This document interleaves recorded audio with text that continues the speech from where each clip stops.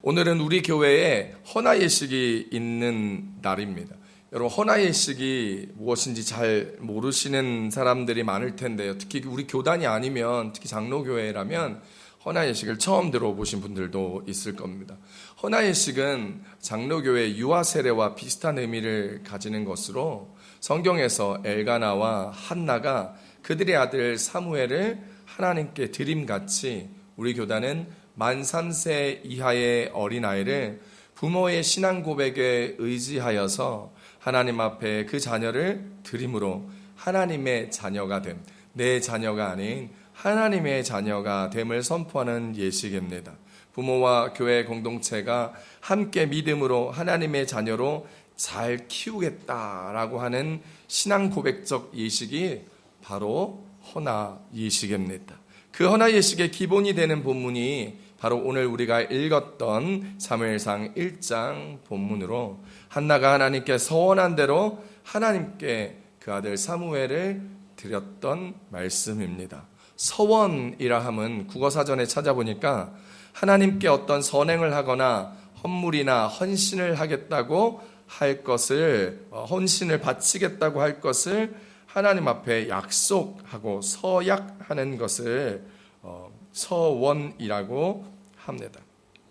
그래서 한나는 결혼하고 결혼 생활을 쭉 했는데 결혼 생활 내내 아이가 생기지 않았습니다. 당시의 남편 엘가나는 한나 말고도 또 다른 아내가 한 명 더 있었지요. 그 아내의 이름은 브닌나였습니다. 그 브닌나에게는 마침 한나가 없었던 자녀가 있었고 한나는 그토록 애타게 찾았던 자식이 없었습니다. 그러자 그 남편 엘가나는 한나를 더 사랑했기에 그 한나를 더 사랑했던 남편은 자식이 없는 한나가 늘 애처로웠습니다. 그래서 그 애처로운 마음을 갑절의 드림으로, 쉽게 얘기하면 핸드백 2개 사주고 반지 2개 사주고 분인나 하나 사줄 때 엘가나는 에르메스 가방 2개 사줬다, 그 얘기예요.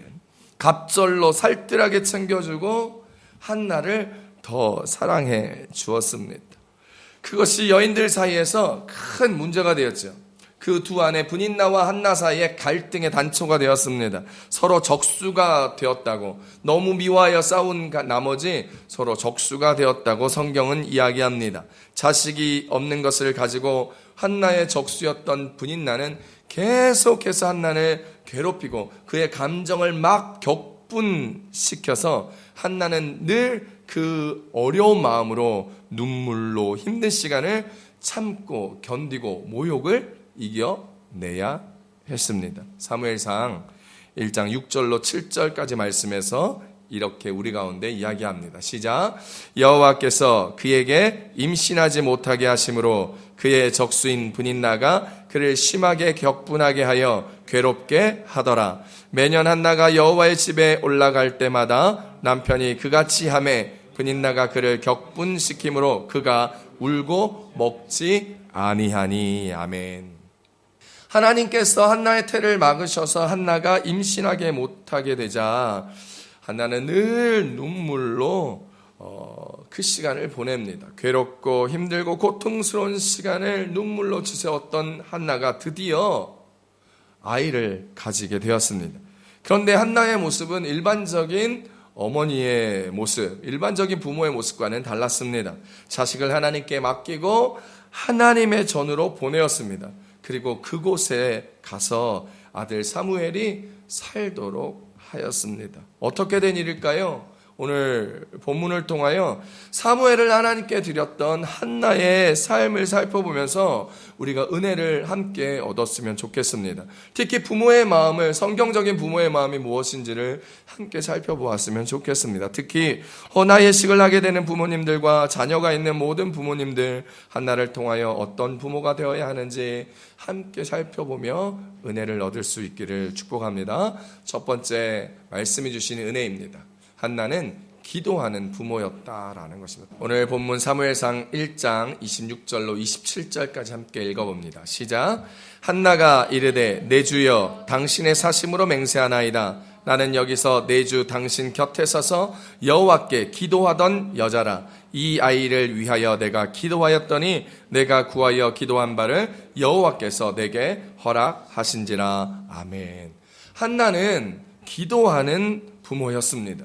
기도하는 어머니였습니다. 여호와의 전에 올라가서 엘리 제사장을 만나자 자신을 소개하는데, 자신을 소개하기를 내가 이곳 주의 성전에서 하나님 앞에 기도하던 여자입니다 라고 자신을 엘리 제사장에게 소개하고 있습니다.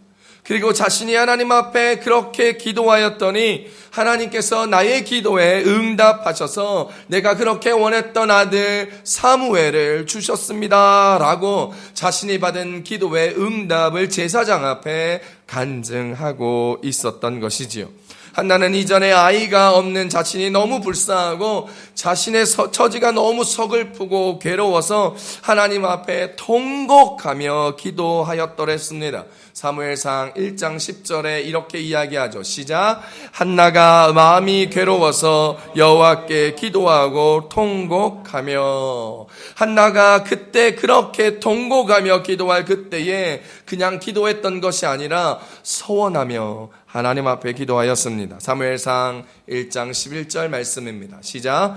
서원하여 이르되 만군의 여호와여, 만일 주의 여종의 고통을 돌보시고 나를 기억하사 주의 여종을 잊지 아니하시고 주의 여종에게 아들을 주시면 내가 그의 평생에 그를 여호와께 드리고 삭도를 그의 머리에 대지 아니하겠나이다. 아멘. 여러분, 이렇게 한나는 하나님 앞에 서원하며 기도하였고, 그렇게 서원하며 기도하였더니 하나님께서 응답하시사 한나로 말미암아 아이를 임신하게 하셨습니다. 그리고 아이를 낳아 그 이름을 사무엘이라 불렀는데 그 사무엘이라는 이름의 뜻이 하나님 앞에 구함이었다는 것이죠. 사무엘상 1장 20절 말씀입니다. 시작. 한나가 임신하고 때가 이름에 아들을 낳아 사무엘이라 이름하였으니 이는 내가 여호와께 그를 구하였다 함이더라. 아멘. 옛날에 우리나라에 아이를 못 낳아가지고 소방 맞았던 여인들이 참 많았습니다. 아이를 잘 낳지 못했을 때 갔던 성지가 한 곳이 있었는데 그곳이 바로 제주도였습니다. 아이를 낳지 못하는 사람들이 제주도에 그렇게 여행을 가서 돌하르방 코를 그렇게 만졌다고 합니다. 돌하르방의 코를 이렇게 만져서 아이를 낳았다는 이 얘기가 전해지자 전국에 많은 아이를 못 낳은 불임의 가족들이 와가지고 저 돌하르방의 코를 만져가지고 저곳이 임신의 성지가 되었고 저 돌하르방의 코는 납작해졌다 말이 전해져 옵니다. 또 그렇게 시간이 흘러 어느덧 교회에서 오늘 본문처럼 한나의 기도를 통하여 아들을 낳았다는 기도 응답의 간증들이 널리 퍼진 후에 그렇게 아이를 낳지 못했던 분들이 그렇게 교회에 와서 한동안 예수를 믿고 교회에 엄청나게 왔던 시절들이 있었더랬습니다. 제가 전도사로 사역할 때에도 많은 불임 부부들이 기도하여서 하나님 앞에 자녀를 낳고 응답한 케이스를 제가 몇십 가정을 함께 보았었습니다. 그렇게 한나처럼 성전에서 작정 기도하고 아이를 낳은 많은 그리스도인들의 간증을 우리는 잘 알고 있고 우리 주변에도 있습니다. 사랑하는 성도 여러분, 기도하는 사람이 되십시오. 기도하는 부모가 되셔야 합니다. 우리는 기도하는 사람들이 되어야 합니다. 기도 외에 다른 방법이 없습니다. 우리의 자녀들을 위하여, 우리의 미래의 자녀들을 위하여 기도하는 부모가 되어야 합니다. 그런데요, 기도해야 하는데 기도가 잘 안 됩니다. 왜 그럴까요? 기도를 어떻게 하는지 잘 모르는 분들이 많기 때문입니다. 내 상황과 내 형편에 따라, 내 감정에 따라 기도가 됐다, 기도가 안 됐다 하는 겁니다. 그래서 기도를 잘 하려면 기도의 훈련이 되어야 합니다. 기도를 훈련하고 기도를 연습하면 실력이 늘죠. 그게 기도입니다. 그러려면 일단 기도가 어떻게 해야 하는 것인지를 배워야 하죠. 그래서 제자들 또한 기도하는 것을 배우고 싶어서 예수님에게 기도를 가르쳐 달라고 요청했던 것입니다. 누가복음 11장 1절 말씀입니다. 시작. 예수께서 한 곳에서 기도하시고 마치심에 제자 중 하나가 여짜오되 주여 요한이 자기 제자들에게 기도를 가르친 것 같이 우리에게도 가르쳐 주옵소서. 아멘. 그렇게 열정적이고 그렇게 많은 기적을 보고 주님의 일들을 함께 사역했던 제자들도 기도를 배웠어야 했습니다. 기도의 기본은 주님이 우리에게 가르쳐 주신 주기도문이지요. 그래서 너희는 이렇게 기도하라라고 주님이 가르쳐 주신 기도를 시작하고 있습니다.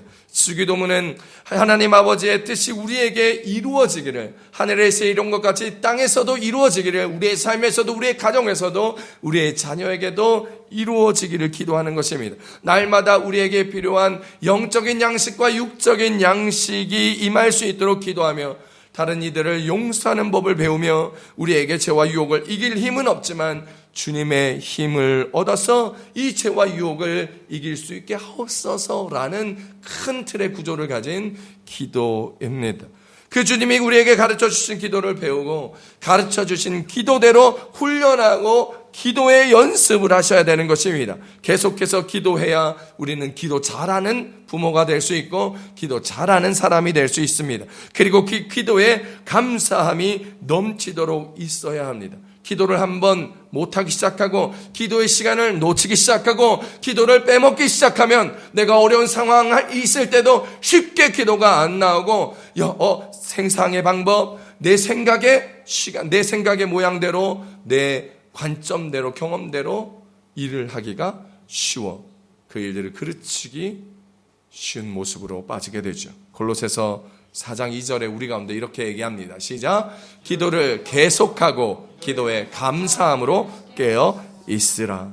그리고 기도는요, 이렇게 계속하며 감사함으로 고백하는 것 말고도 항상 성령 안에서 해야 한다. 성경은 이야기합니다. 나를 위한 기도가 아니라 공동체를 위하여도 우리는 기도해야 하고 열방과 민족을 위해서도 다른 성도들을 위해서도 기도해야 합니다. 나만을 위하여 기도하는 것은 잘못된 기도인 것이죠. 에베소서 6장 18절에 이렇게 기도하라 이야기합니다. 시작. 모든 기도와 간구를 하되 항상 성령 안에서 기도하고 이를 위하여 깨어 구하기를 항상 힘쓰며 여러 성도를 위하여 구하라. 아멘.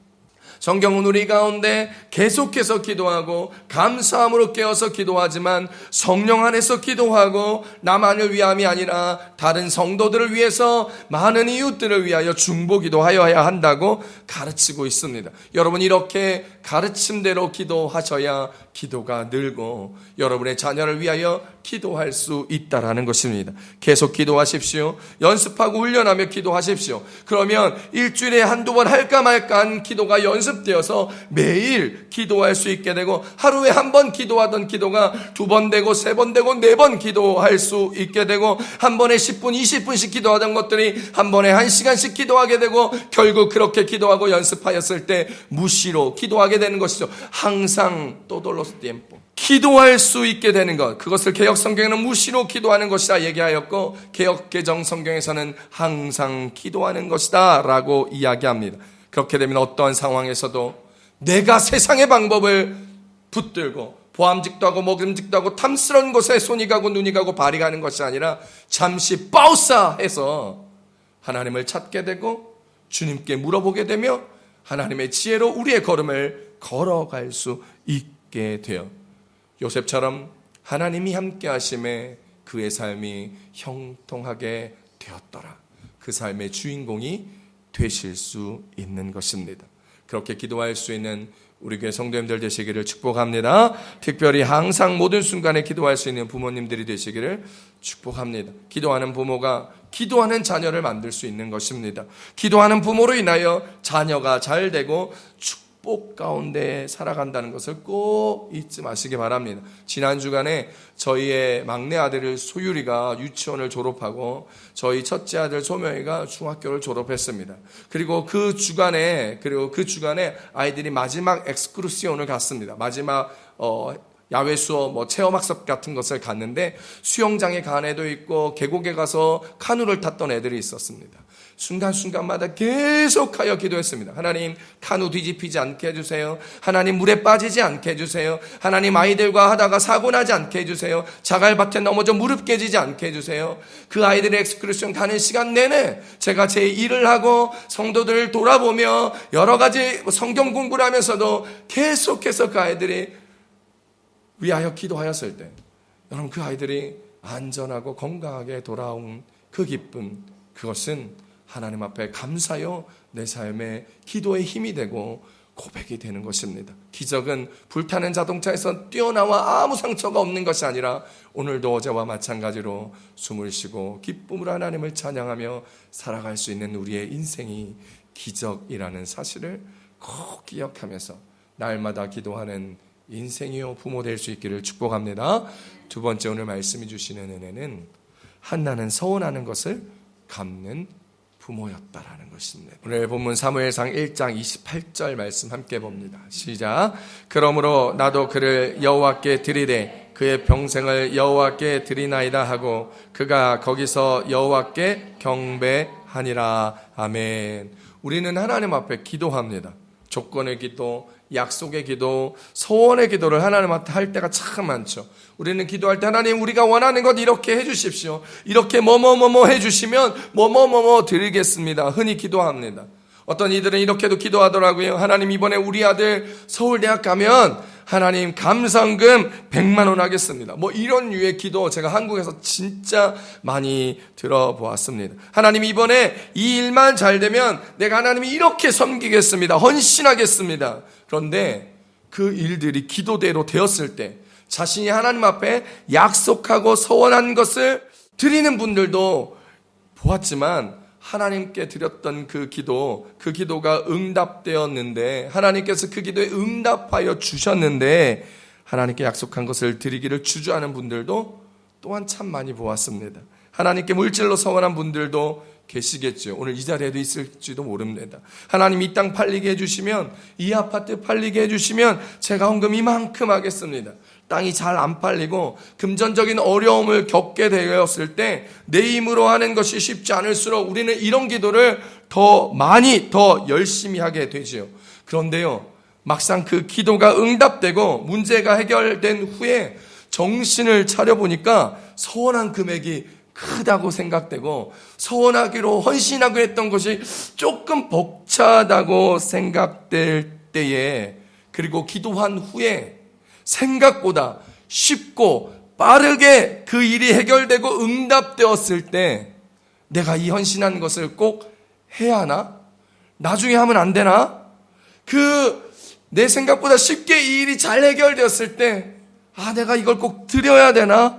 라고 생각하며 자꾸 미루고 또 미루게 됩니다. 그러다 고민에 빠지게 되지요. 누가 시켜서 서원기도한 것도 아니고 누가 시켜서 하나님께 드리겠다고 약속한 것도 아닌데 자신이 서원한 것을 갚자니 마음에 부담스럽고 안 갚자니 양심상 큰 어려움이 생기고 마음에 찔림이 생기는 겁니다. 교회 갈 때마다, 설교를 들을 때마다 하나님 앞에 드려야 하는 신앙 양심이 발동해서 마음이 참 어려워질 때가 많고, 그러다가 스스로 시험 들 때도 있습니다. 신앙이 아닌 현실을 택한 경우에 이런 일들이 많이 일어납니다. 또한 어떤 사람들은 사람들끼리 약속할 때 물으는 것처럼 하나님 앞에서도 자신이 서원한 것을, 하나님, 이거 제가 실수로 말한 거예요, 제가 제정신이 아니었어요, 하나님 앞에 이렇게 말하는 사람도 있고, 자신이 정신없어 한 것이니 물러달라고 또 물러달라는 기도를 하나님 앞에 하는 사람도 적지 않게 보았습니다. 그런데요, 성경은 이런 사람들이 옛날에도 많이 있었나 봅니다. 이 일을 성경에서 기록하고 있습니다. 전도서 5장 6절 말씀입니다. 시작. 내 입으로 내 육체가 범죄하게 하지 말라. 사자 앞에서 내가 서원한 것이 실수라고 말하지 말라. 어찌 하나님께서 내 목소리로 말미암아 진노하사 내 손으로 한 것을 멸하게 하랴. 아멘. 성경은 우리가 이렇게 서원했다면 그 서원이 우리에게 해로울지라도 서원한 마음을 변치 말고 그 서원한 것을 갚으라고 우리 가운데 이야기합니다. 시편 15편 4절에 다윗도 이 마음을 알았다는 거예요. 시작. 그의 눈은 망령된 자를 멸시하며 여호와를 두려워하는 자들을 존대하며 그의 마음에 서원한 것은 해로울지라도 변하지 아니하며. 아멘. 솔로몬도 이것을 알고 동일하게 고백합니다. 전도서 5장 4절로 5절 말씀입니다. 시작. 내가 하나님 앞에 서원하였거든 갚기를 더디게 하지 말라. 하나님은 우매한 자들을 기뻐하지 아니하시나니 서원한 것을 갚으라. 서원하고 갚지 아니하는 것보다 서원하지 아니하는 것이 더 나으니. 아멘. 사랑하는 성도 여러분, 하나님 앞에 서원한 것이 있습니까? 꼭 갚으십시오. 누군가 강제로 한 것이 아니라 여러분이 자원하여 서원하였으니까 그것을 갚기를 주저하지 않는 여러분들이 되시기를 바랍니다. 한나를 보십시오.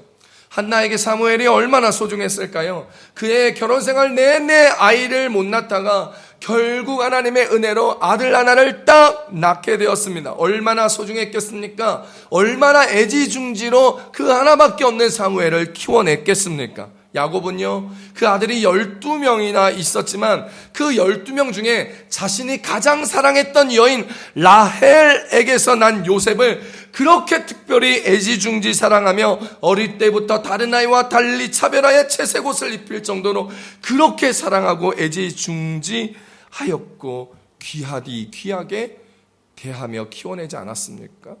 그런데 그 아이가 죽었다는 이야기를 듣자 엄청 아파하고 힘들어하고 그의 인생이 마치 끝난 것처럼 통곡하였습니다. 그런데 사무엘 한 명밖에 없는 한나는 하나밖에 없는 아들 사무엘, 그 마음이 얼마나 귀했을까요?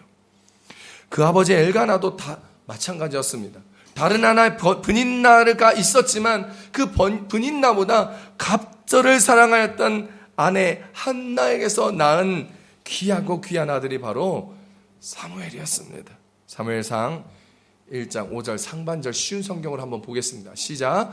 그리고 한나에게는 언제나 더 많은 몫을 주었습니다. 왜냐하면 엘가냐는 한나를 더 사랑했기 때문입니다. 라는 거예요. 개역개정 성경에는 갑절로 많이 주었다 얘기합니다. 그 갑절은 그의 마음의 표현이었고 분인나보다 한나를 갑절로 더 사랑하였던 엘가나의 마음을 성경은 이야기하죠.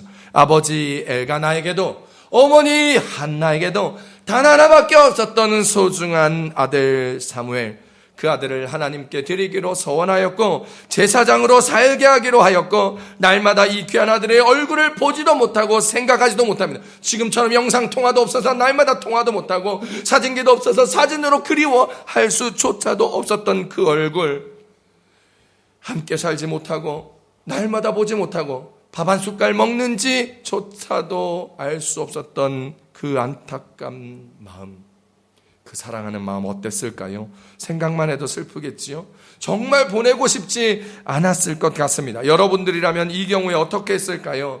아마도 우리라면 내가 하나님을 안 믿으면 안 믿었지 내가 이렇게는 못합니다 라고 하나님 앞에 그랬을 겁니다. 그리고 교회 안 나오는 사람도 아마 있었을 겁니다. 하지만 한나는 우리와 같지 않았습니다. 한나는 그것으로 슬퍼하지 않았습니다. 오히려 기뻐하였다 성경은 이야기합니다. 비록 자신이 소원한 것으로 인하여 인간적인 마음에 슬픔은 있다 할지라도 한나는 자신의 소원을 하나님 앞에 갚으며 그의 마음이 즐거웠고 주님으로 인하여 기뻐하였다 고백합니다. 한나가 자신의 마음을 표현하며 하나님께 기도했던 모습을 성경에서 한번 보겠습니다. 사무엘상 2장 1절 말씀입니다. 시작.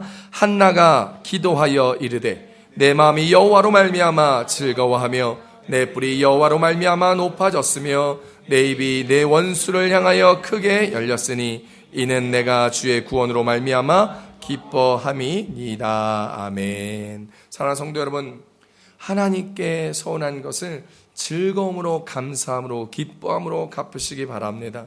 서원한 것을 갚을 형편이 안 되십니까? 아니면 서원한 것을 행할 마음이 없으신 것입니까?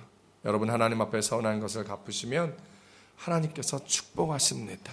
정말입니다. 한나가 그렇게 하나밖에 없는 아들을 하나님 앞에 서원의 약속대로 드리자 하나님은 엘가나와 한나를 더욱 축복하여 주셔서 더 많은 아이들을 그 가정에 허락하셨습니다. 사무엘상 2장 21절입니다. 시작. 여호와께서 한나를 돌보시사 그로 하여금 임신하여 세 아들과 두 딸을 낳게 하셨고 아이 사무엘은 여호와 앞에서 자라니라. 아멘. 우리 같으면 하나밖에 없어서 어쩔 줄 몰라, 하나님 앞에도 어찌할 바를 몰라 헤매고 넘어지고 시험 들고 원망할 텐데, 한나는 하나님께서 원한 대로 사무엘을 하나님 앞에 딱 드리자 하나님이 한나를 축복하사 세 아들과 두 딸을 허락해 주셨다고 성경은 그의 축복을 이야기합니다. 이제 한 명이 아니라 세 명의 아들과 두 명의 딸이 생긴 것이죠. 또한 사무엘도 하나님 앞에 잘 자라 매년 사무엘을 하나님 앞에 서원제로 매년제로 드릴 때마다 그의 얼굴을 볼 수 있었고, 하나님은 한나를 축복하고 그의 가문과 자녀들을 축복하였으며, 하나님은 사무엘을 하나님의 사람들을 하나님과 사람들에게 은총을 입게 하고 칭찬받는 아이로 잘 자라게 하셨습니다. 사무엘상 2장 26절입니다. 시작. 아이 사무엘이 점점 자라매 여호와와 사람들에게 은총을 더욱 받더라. 아멘. 결국 사무엘은 하나님의 제사장으로, 선지자로, 정말 이스라엘의 지도자로, 왕이 없었던 시대에 이스라엘 백성의 왕같은 제사장이요 지도자로 우뚝 서게 되어 하나님께 귀하고 쓰임받는 복된 존재가 되었던 것입니다. 그가 서원한 것을 갚았던 그 이유 하나만으로. 사랑하는 성도 여러분, 우리가 아이를 잘 키워봤자 얼마나 잘 키울 수 있겠습니까? 밥이나 잘 먹이고 좋은 옷을 입히고 정도할 수 있겠지요. 가외시켜서 우리 아이 좋은 대학 보낼 수 있습니까? 가외 아무리 시켜도 떨어진 애들은 뭐란 말입니까? 서울대학교 보낼 수 있습니까? 결혼 잘 시킬 수 있습니까? 여러분, 그 아이들 이혼하지 아니하고 이 땅에서 정말 화목하게 잘 살아갈 수 있게 만들 수 있습니까? 여러분, 그 아이들 커서 보이스피싱 안 당하게 할 수 있습니까? 못합니다. 우리로 하여금 할 수 있는 것이 없습니다. 아프지 않도록 할 수 있습니까? 사고 없이 잘 자라나도록 할 수 있습니까? 하나님께서 허락하신 연한대로 평생에 살아갈 수 있을 줄 알 수 있습니까? 우리 힘으로는 불가능합니다. 하나님의 은혜와 도우심이 있어야 가능하기에 우리는 하나님께 우리 아이를 맡기며 우리는 그저 기도하는 부모가 되고 하나님 앞에 모든 것을 드리는 부모가 되어야 합니다. 우리는 아이를 잘 키울 수 없으니 하나님 앞에 우리 아이 잘 키워달라는 고백, 그것이 우리가 해야 할 기도의 고백이요 믿음의 고백이어야 합니다. 그저 우리가 맡아서 있다가 그 아이들이 잘 살아갈 수 있도록 주님 앞에 홀로 독립된 개체로 세워 보내드리는 것, 그것이 아이를 키우는 부모의 청지기 신앙이어야 하고 청지기 정신이어야 합니다. 그 마음으로 오늘 헌화예식을 하는 것입니다. 주님, 우리 아이 잘 키워달라고 하나님 앞에 드리는 것입니다. 우리가 그에게 은혜롭게 할 수 없기에, 우리가 사람들 앞에 칭찬받게 할 수 없기에 하나님 우리 아이들에게 은혜와 은총을 덧입히며 사람들로 하여금 여호와 앞에, 사람 앞에 칭찬받는 인생이 될 수 있도록 주님 그와 함께 동행하사 형통케 하여 주시옵소서. 이것이 오늘 헌화예식을 하는 우리들의 믿음의 고백인 것입니다. 사랑하는 성도 여러분, 부모의 길이 쉽지 않습니다. 그러니 청년 여러분들도 부모님께 감사하셔야 합니다. 부모가 되기 위하여 기도 많이 하셔야 합니다.